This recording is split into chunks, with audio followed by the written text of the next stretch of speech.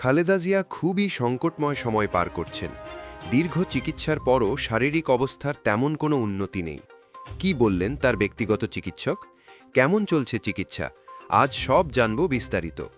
শনিবার দিবাগত রাত 12টার দিকে এক জরুরি ব্রিফিংয়ে বিএনপি চেয়ারপারসন বেগম খালেদা জিয়ার শারীরিক অবস্থা সম্পর্কে গুরুত্বপূর্ণ তথ্য দেন তার ব্যক্তিগত চিকিৎসক ডাক্তার AZM জাহিদ হোসেন। তিনি জানান, 1 মাসেরও বেশি সময় ধরে চিকিৎসা চলছে, কিন্তু এখনও উল্লেখযোগ্য উন্নতি নেই। তিনি আইসিইউতেই রয়েছেন। ডাক্তার জাহিদ বলেন, খালেদা জিয়া খুব সংকটময় সময় পার করছেন। মেডিকেল বোর্ডের সিদ্ধান্ত অনুযায়ী তার চিকিৎসা চলছে। আল্লাহর মেহেরবানিতে ও চিকিৎসকদের প্রচেষ্টায় সুস্থ হওয়ার আশা করছি। এর আগে শনিবার রাতে এভারকেয়ার হাসপাতালে যান বিএনপির ভারপ্রাপ্ত চেয়ারম্যান তারেক রহমান। তিনি প্রায় 2 ঘণ্টা হাসপাতালে অবস্থান করেন এবং চিকিৎসকদের সঙ্গে কথা বলেন।